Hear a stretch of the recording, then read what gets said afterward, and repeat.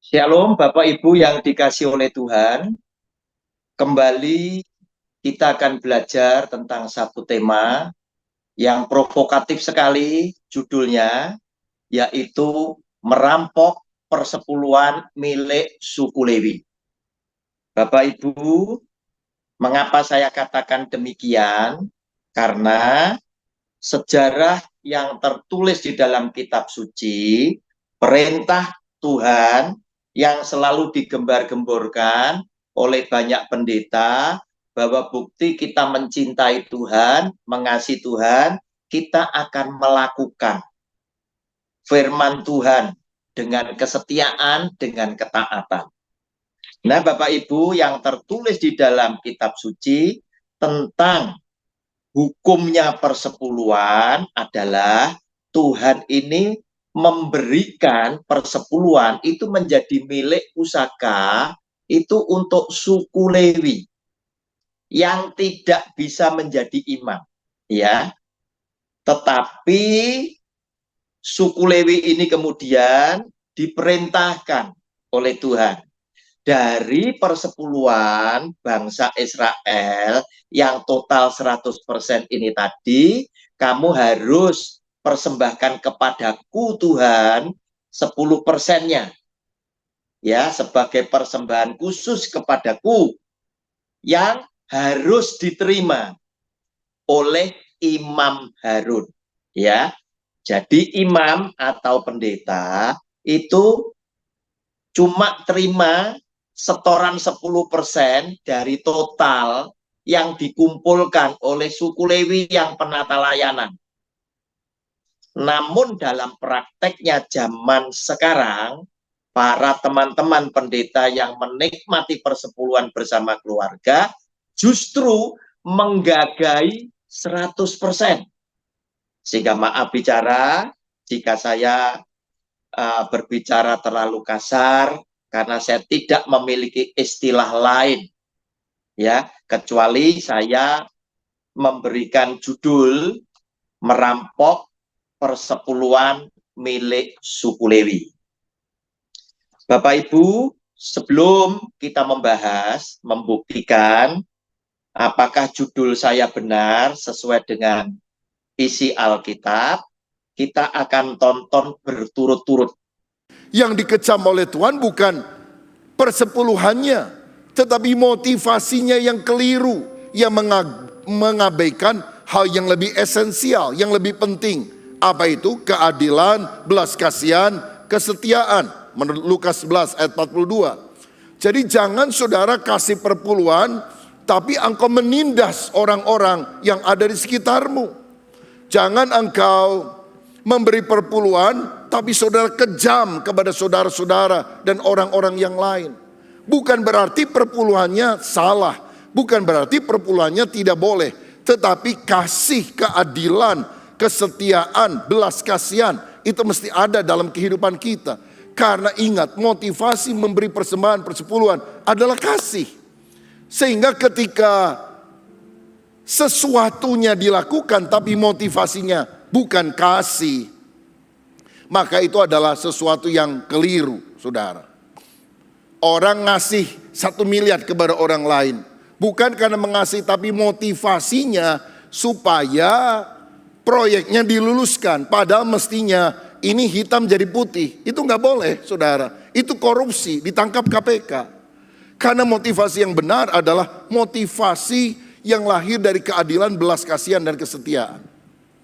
Nah, jika demikian pertanyaannya adalah apakah kini persepuluhan sudah tidak berlaku lagi dan hanya berlaku pada zaman perjanjian lama? Matius 23 ayat 23, di sana Yesus berkata, yang satu harus dilakukan, apa itu yang harus? Persepuluhan, dan yang lain jangan diabaikan. Yang lain yang jangan diabaikan adalah apa? Keadilan, belas kasihan, kesetiaan. Saya tahu bahwa topik ini sekali lagi mengandung pro dan kontra. Oke Bapak Ibu, itu videonya Pendeta Adi Rubin Abraham. Kemudian yang berikutnya Pendeta Juan Mogi, ya, yang ada di podcastnya Ibu Melanie Ricardo. Makanya pastor sekarang termasuk salah satu pendeta juga yang ini ya cukup aktif di sosial media ya. Aktifnya dalam arti memberikan misalnya kayak dulu zamannya lagi pandemi langsung tuh ya kan sama Gilgal bikin live, ngobrol, terus puji-pujian walaupun gak bisa gereja langsung. Jadi kayaknya memang cukup up to date. Itu karena salah satunya adalah terkoneksi sama anak-anak muda juga ya. Wow. Yang minta saya bikin TikTok juga anak-anak muda. Anak-anak muda. Aduh, saya bilang gimana? Saya pikir TikTok cuma yang joget-joget. Ya gitu-gitu, ternyata enggak. Jadi akhirnya sekarang grow juga. Oh, oke. Pastor, another topic kalau boleh tanya, mumpung again Juan Mogi ada di sini. Topik selain Kristen progresif yang sedang sangat naik daun dan banyak pro and cons. Pro cons ini artinya banyak pendapat ya. Ada yang begini, ada yang begini. Perpuluhan. Ya. Wajibkah orang Kristen membayar perpuluhan? Bukan membayar, mengembalikan. Pastor kalau saya pernah bilang ya, mengembalikan perpuluhan. Correct me if I'm wrong. Wajibkah orang Kristen mengembalikan perpuluhan? Kalau saya jawabnya seperti ini, semoga bisa menjawab. Ya. Semua yang ada di Alkitab, apakah kita percaya itu firman Tuhan? Yes. Kalau jawabannya percaya firman Tuhan, dia kan Bapa kita. Ya. Kita ada di sini kan pasti karena Bapa jasmani kita. Right. Bapa jasmani kita nggak sempurna aja, kita bisa ada seperti sekarang ini. Ya. Apalagi Bapa kita di surga. Nggak mungkin Bapak nyuruh anaknya melakukan sesuatu yang membawa kepada musibah, mempersulit anaknya. Semua yang diomongin demi kebaikannya. Jadi kalau tanya wajib atau tidak, kalau saya melihatnya begini. Kita mengembalikan perpuluhan atau membawa perpuluhan sebagai tanda cinta kita kepada Tuhan. Saya lakukan ini bukan karena wajib. Kalau udah wajib, mana enak hubungan kita. Lu kenapa datang ke talk show-nya Melanie Kado? Gue gak enak, gue kepaksa lah. Nah, yang pertama karena kita sayang sama Tuhan. Kan tandanya kita sayang adalah kita melakukan firman-firman-Nya. Yang kedua sebagai tanda hormat kita. Yang ketiga adalah sebagai tanda syukur kita. Tuhan begitu mengasihi kita, masa Dia minta kita melakukan hal ini, kita nggak mau melakukan. Right. Jadi kalau saya simpulkan sebenarnya perpuluhan adalah sebuah tanda cinta atau materai bahwa semua yang kita miliki itu punya Tuhan. Ada yang bilang pada saat di perjanjian lama itu memang ada ayatnya secara spesifik in the Bible dalam Alkitab bahwa harus mengembalikan perpuluhan. Tapi setelah di perjanjian baru saat Yesus datang katanya sudah tidak sesuatu yang harus lagi. Itu sebetulnya betul seperti itu atau seperti apa Pastor? Kalau kita baca seluruhnya ada. Misalnya contoh di Matius 23 ayat 23. Kan mereka bilang yang paling penting hidup tuh harus adil, belas kasihan. Yesus bilang gini, yang satu harus dilakukan, yang satu lagi yaitu perpuluhan jangan diabaikan. Itu dari mulut Yesus sendiri. Dan itu di Matius. Matius 23 ayat 23. Bapak Ibu, itu videonya Pastor Juan Mogi. Yang berikutnya adalah video dari Pastor Nita Setiawan. Yang berkata juga kepada saya seperti ini, Pastor, yang namanya persepuluhan hanya urusan perjanjian lama, nggak ada di perjanjian baru.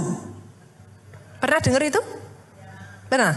Pertanyaan saya, sudah baca belum? Loh, kok bilang nggak ada di perjanjian baru itu sudah dibaca belum? Saya tanya nih, ada nggak? Ini semuanya pada ini. Sesama biskota dilarang saling mendahului, Pastor. Saya juga nggak baca, jadi nggak tahu. Matius 23 ayat 23, yuk kita lihat. Saya tuh kadang gemes, saudaraku. Ngomong nggak apa-apa sih, di sosial media memang bebas, tapi kalau mau ngomong juga harus ada ininya, saudaraku, landasannya. Yuk kita lihat yuk. Matius pasalnya yang ke-23 ayat 23, boleh dimunculkan. Celakalah kamu, hai ahli-ahli Taurat dan orang-orang Farisi, hai kamu orang-orang munafik. Jadi Yesus ini perkataan yang ngomong, by the way ya saudaraku, Yesus sendiri ya. Ini yang ngomong bukan Petrus, bukan rasul-rasul, bukan orang lain. By the way, masih Matius 23 ayat 23, belum Nita 23 saudaraku. Jadi ini yang ngomong Yesus sendiri. Celakalah kamu, kenapa saudaraku? Sebab persepuluhan dari selasih, adas, manis, dan jintan kamu bayar, tetapi Yang terpenting dalam hukum Taurat, kamu abaikan, yaitu apa? Keadilan dan belas kasihan dan kesetiaan. Kalau saudara nggak hati-hati, ini tricky saudara. Kita main kata-kata ya di sini ya. Oke ya.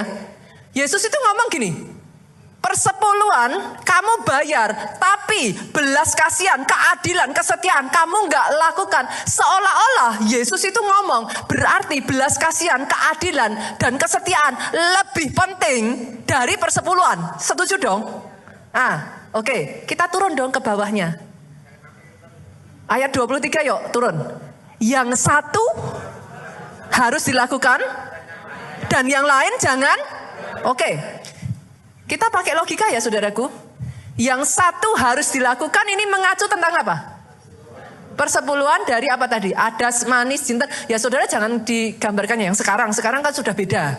Zaman itu kan ya memang banyak orang Israel itu hidup dari bercocok tanam. Adas, manis, jinten, dan apa tadi? Selasih. Yang satu jangan, apa namanya tadi? Boleh dimunculkan lagi? Yang satu harus dilakukan dan yang lain ini apa? Belas kasihan, keadilan, kesetiaan. Jangan diabaikan. Logika saya masuk nggak ini sudah? Masuk ya? Bukan asal tafsir kan? Oke. Berarti saya tanya, di perjanjian baru ada nggak bicara soal persepuluhan? Yang ngomong siapa? Oke, ya sudah. Habis perkara tuh. Jadi besok kalau ada yang ngomong sama saudara, di perjanjian baru tidak ada. Wah, nanti saudara akan jadi pinter-pinter nih saudara di sini. Saudara langsung bisa jawab, disimpan ini. Matius 23 ayat 23. Nah Bapak Ibu, yang terakhir dari Pastor Philip Mantova. Persembahan persepuluhan itu adalah pengajaran firman, sadarkan Anda. Karena dia ditemukan di kitab Maleaki misalnya, salah satunya. Mau perjanjian baru kek atau perjanjian lama, dua-dua adalah firman Tuhan. Yesus datang ke dunia ini bukan untuk meniadakan hukum Taurat itu, tapi menggenapinya. Saya dan keluarga saya mempraktekkan persembahan persepuluhan. Karena itu pengajaran firman dan itu kebenaran. Dengan mengembalikan tersebut, kami sekeluarga mengakui bahwa Yesus yang memiliki 100% kehidupan kami. Dan kami mencetuskan percaya bahwa Tuhan yang akan memelihara keluarga kami. Termasuk financially. Kebanyakan orang kan trauma. Persembahan persepuluhan disamakan dengan, oh itu nanti dimakan oleh pendeta. Pendeta digunakan, disalahguna oleh gereja. Apakah semua pendeta dan gereja sama? Karena orang kalau trauma, mereka hanya memikirkan dari sisi mereka. Bapak Ibu, dari keempat video itu bisa disimpulkan bahwa mereka nampaknya satu pandangan. Bahwa Tuhan Yesus memerintahkan untuk mengajarkan atau memerintahkan persepuluhan itu dibayar. Bapak Ibu, saya tidak akan menerangkan terlalu panjang tentang tafsir daripada Matius 23 ayat 23.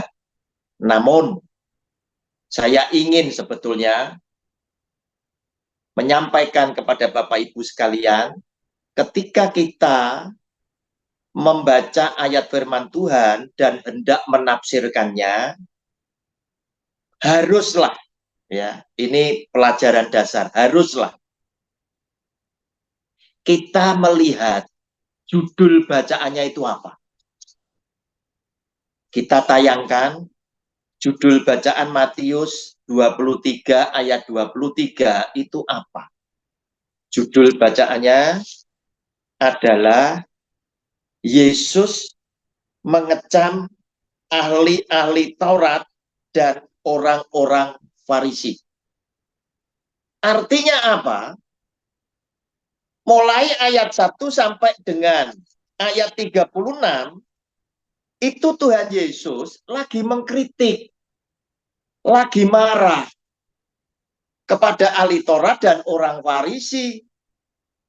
Sehingga Matius 23 ayat 23 diawali dengan membuka kata celakalah kamu, hai ahli-ahli Taurat dan orang-orang Farisi, hai kamu orang-orang munafik. Berarti kondisinya Tuhan Yesus sedang marah, sedang mengecam, sedang mengkritik kemunafikan orang-orang Farisi, ahli-ahli Taurat. Kemunafikan yang seperti apa? Yaitu kemunafikan mereka yang ingin mencitrakan diri sok suci, sok jujur, kan begitu. Persepuluhan selase adas manis dan jintan itu dibayar. Padahal itu adalah tanaman untuk bumbu masak yang nilainya kecil sekali. Mengapa kecil sekali? Karena mereka menanam di sela-sela tanah yang masih tersisa. Hasilnya tidak banyak, harganya juga tidak mahal. Tetapi demi menunjukkan citranya sebagai orang suci yang mengajar jemaat untuk taat kepada Tuhan, mereka membayar persepuluhan dari hal-hal yang sepele. Karena itu Tuhan Yesus bilang, yang lebih esensi, yang lebih penting kamu abaikan, yaitu kesetiaan, keadilan, dan belas kasihan. Yang satu, kalau yang sepele, persepuluhan yang sepele ini kamu lakukan, harusnya yang lebih penting kamu pasti utamakan. Itu yang dimaksud. Nah, Bapak Ibu, ya, sekarang saya ingin tunjukkan keempat video tadi dari 4 pendeta sahabat kita berkeyakinan Tuhan Yesus itu ngajar persepuluhan harus dibayar karena ada pada Matius 23:23. Pastor Philip Mantova bilang, mau perjanjian baru kek, mau perjanjian lama, ini pengajaran firman Tuhan. Nampaknya mereka ingin tunjukkan betapa taatnya mereka kepada Tuhan, betapa kasihnya mereka kepada Tuhan, sehingga firman Tuhan yang tertulis ingin mereka lakukan. Nah, Bapak Ibu yang dikasih oleh Tuhan,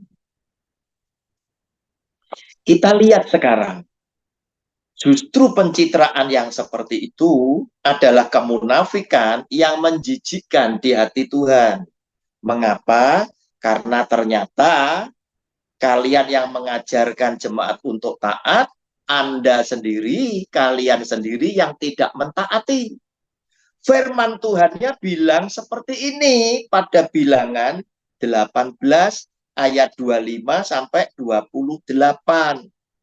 Kewajiban dan penghasilan imam dan orang Lewi. Berarti imam itu punya kewajiban dan tanggung jawab, tapi punya penghasilan. Kemudian orang Lewi juga punya kewajiban dan punya penghasilan. Ada 2 orang. Yang satu imam, yang satu orang Lewi. Nah, Bapak Ibu, imam itu hanya dijabat oleh Harun dan anak-anaknya. Ya, nanti saya tunjukkan dulu ya, saya tunjukkan dulu aja. Keluaran pasal 40 ayat 12 sampai 15. Kemudian kau suruhlah Harun dan anak-anaknya datang ke pintu kemah pertemuan dan kau basuhlah mereka dengan air. Kau kenakanlah pakaian yang kudus kepada Harun. Kau urapi dan kau kuduskanlah dia supaya ia memegang jabatan imam bagiku. Juga anak-anaknya. Kau suruhlah mendekat dan kau kenakanlah kemeja kepada mereka. Urapilah mereka seperti engkau mengurapi ayah mereka, supaya mereka memegang jabatan imam bagiku. Dan ini terjadi supaya berdasarkan pengurapan itu, mereka memegang jabatan imam untuk selama-lamanya turun-temurun. Nah, Bapak Ibu, Harun ditahbiskan oleh Tuhan dengan anaknya laki-laki, cucunya laki-laki, cicitnya laki-laki, menjadi imam Tuhan turun-temurun. Suku Lewi yang di luar keturunan Harun tidak boleh jadi imam. Mereka disebut suku Lewi karena mereka hanya sebagai penata layanan yang membantu pekerjaan Harun dan anak-anaknya di kemah pertemuan. Bapak Ibu, saya berharap teman-teman pendeta yang mengajarkan firman Tuhan, jangan sensi dulu, koreksi keterangan saya sesuai dengan kitab suci atau tidak. Sampean ini kan orang-orang yang kuliahnya luar biasa, gelar kesarjanaannya mungkin sangat banyak, bahkan bisa lebih panjang dari nama aslinya, dan sekolahnya tinggi sekali. Masa harus salah-salah di dalam mengajarkan firman Tuhan kepada domba milik Tuhan? Nah, Bapak Ibu, kita sekarang baca setelah tahu ya kewajiban dan penghasilan imam tadi ada di Bilangan 18, kita baca ayat 25 sampai dengan 28. Tuhan berfirman kepada Musa, lagi haruslah engkau berbicara kepada orang Lewi dan berkata kepada mereka, apabila kamu menerima dari pihak orang Israel persembahan persepuluhan yang kuberikan kepadamu dari pihak mereka sebagai milik pusakamu, maka haruslah kamu mempersembahkan sebagian daripadanya sebagai persembahan khusus kepada Tuhan, yakni persembahan persepuluhanmu dari persembahan persepuluhan itu. Apa yang dimaksudkan? Tuhan berfirman kepada Musa supaya Musa menyampaikan firman Tuhan kepada suku Lewi yang bukan imam, ya. Tuhan bilang kepada suku Lewi, persembahan persepuluhan dari bangsa Israel kuberikan menjadi milik pusakamu, 100% punya kamu. Tetapi setelah terkumpul 100%, kamu harus berikan sebagian kepada Tuhan untuk kau persembahkan sebagai persembahan khusus, persembahan kudus kepada Tuhan. Sebagian itu berapa? Sebagian itu adalah 10% dari total persembahan persepuluhan dari umat Israel atau dari jemaat. Bapak Ibu, pertanyaannya ya, karena Anda sudah mendapatkan pengajaran yang salah, itu nempel di otakmu. Jemaat berpikir, persepuluhan milik pendeta 100%. Nah, karena pendeta mengajarkan demikian, maafkan jika saya berkata-kata kasar. Saya berkata dengan judul ini, merampok persepuluhan milik suku Lewi. Karena saya tidak punya istilah lain untuk mengistilahkan kalian yang tidak berhak atas persepuluhan, kemudian menggagahi 100%. Ini yang harus diluruskan, karena teman-teman pendeta yang menikmati persepuluhan, kalau berkhotbah itu kan mencitrakan sepertinya orang yang humble, ya, orang yang bijak, ya, tutur katanya halus, ya, terus kemudian ingin menunjukkan betapa dia suci, jujur, ya, taat kepada Tuhan, mengasihi Tuhan dengan membuktikan mau taat melakukan seperti firman Tuhan. Nah, Bapak Ibu, sekarang lakukan seperti firman Tuhan. Jangan cuma ngomong saja, ya. Jangan bilang persembahan persepuluhan itu sukarela.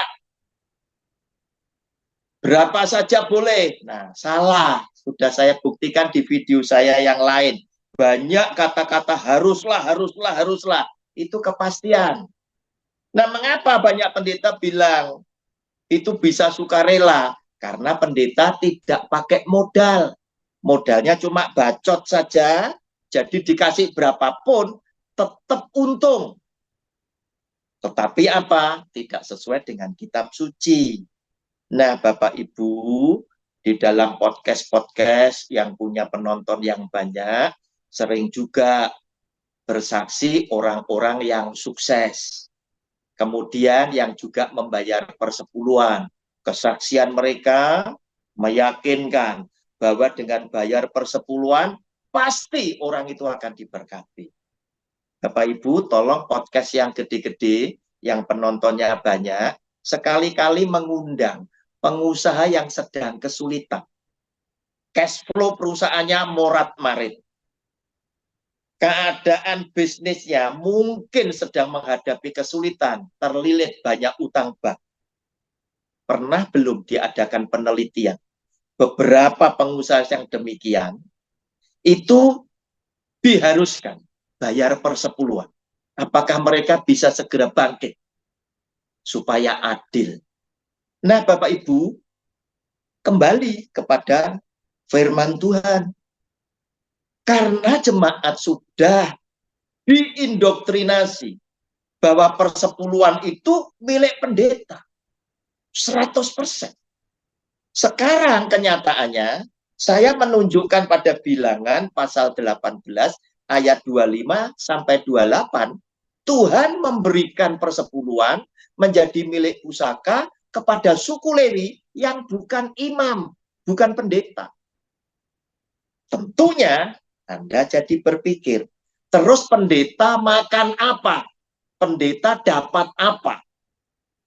Nah, Bapak Ibu, jumlahnya Imam Harun dan anak-anaknya dengan penata layanan pasti kecil sekali. Imam Harun dan anaknya laki-laki itu yang jadi imam. Ya, suku Lewi yang sisanya menjadi pembantunya Harun, membantu Harun dan anak-anaknya menyelesaikan pekerjaan di kemah suci, WL, singer, yang memelihara perkakas peribadatan, yang menjaga keamanan, dan lain sebagainya, itu suku Lewi. Itu yang diberi hak oleh Tuhan atas persepuluhan. Namun di zaman sekarang, persepuluhan digagai 100% oleh imam atau pendeta. Nah, Bapak Ibu, kita lanjutkan ayat 27 dan 28. Dan persembahan itu akan diperhitungkan sebagai persembahan khususmu, sama seperti gandum dari tempat pengirikan dan sama seperti hasil dari tempat pemerasan anggur. Secara demikian, kamu pun harus mempersembahkan sebagai persembahan khusus kepada Tuhan sebagian dari segala persembahan persepuluhan yang kamu terima dari pihak orang Israel. Dan yang dipersembahkan daripadanya sebagai persembahan khusus kepada Tuhan, haruslah kamu serahkan kepada Imam Harun. Nah, Bapak Ibu, ternyata pendeta atau imam oleh Tuhan ditempatkan di tempat yang paling terhormat, mewakili atas nama Tuhan.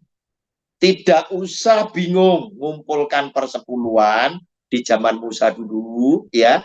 Tetapi Tuhan memerintahkan kepada suku Lewi, kalau kamu sudah mengumpulkan persembahan persepuluhan dari bangsa Israel secara total, katakan 100 juta ini tadi, kamu harus mempersembahkan sebagian, yaitu 10% dari total ini kamu persembahkan kepada Tuhan sebagai persembahan khusus yang harus diterima oleh Tuhan lewat Harun. Nah, Bapak Ibu,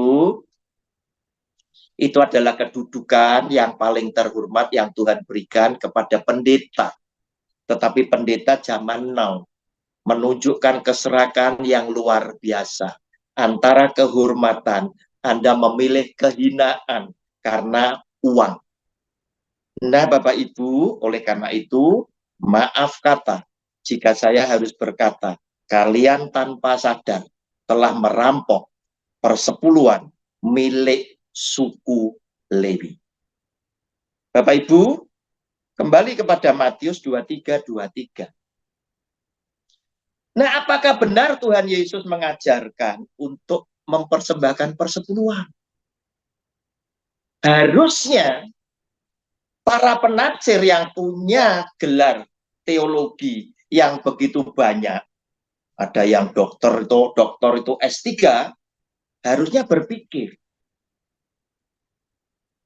kalau Tuhan Yesus itu benar, itu memerintahkan, pastilah dia juga memerintahkan kepada para rasulnya Sebab 11 rasul di dalam Matius pasal 28, saudara kita baca ya, ayat 19 dan 20.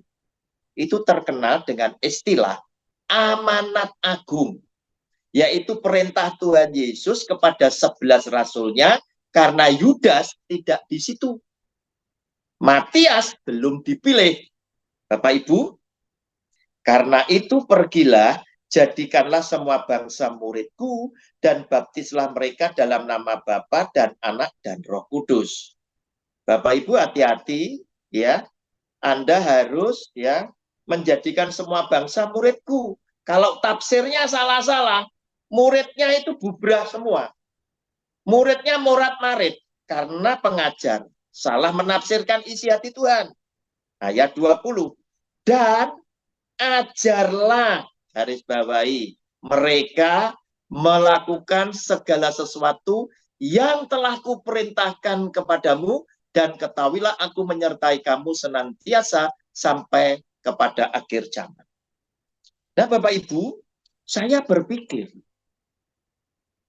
kalau itu benar Tuhan Yesus memerintahkan persepuluhan harus dilakukan, pastilah perintah ini pun disampaikan kepada 11 rasulnya. Pasti disampaikan kepada 11 rasulnya. Masa rasulnya tidak menjalankan amanat daripada Tuhan Yesus? Masa rasulnya juga tidak menerima, nikmati hasil persepuluhan?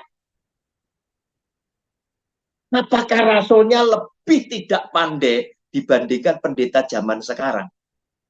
Apakah rasulnya lebih tidak teliti menangkap perintah Tuhan Yesus? Ada 11. Masa kalah dengan pendeta zaman now? Itulah kira-kira cara penafsiran saya. Saya mesti menengok. Kalau itu benar diperintahkan Tuhan Yesus, rasul pasti jalankan. Sebab rasul adalah utusan Tuhan Yesus yang menyebarkan, mengajarkan perintah Tuhan Yesus kepada mereka yang menjadi murid. Bapak Ibu, hati-hati, kembalilah dan bertobatlah, waktunya masih cukup untuk bertobat. Karena Anda pun harus memuridkan domba-domba milik Kristus. Tetapi celakalah jika yang engkau sampaikan tidak sama dengan kitab suci. Tetapi khotbah Anda bilang bahwa engkau adalah orang yang mengasihi Tuhan dan engkau mau taat kepada firman Tuhan. Bapak Ibu, jika video saya menjadi berkat untuk Anda, dengan kerendahan hati saya mohon, berkenanlah Bapak Ibu membagikan video saya ini kepada keluarga yang lain, sahabat-sahabat yang lain, saudara-saudara yang lain, agar semua mendapat berkat yang sama. Tuhan Yesus sudah memberkati kita semuanya. Amin.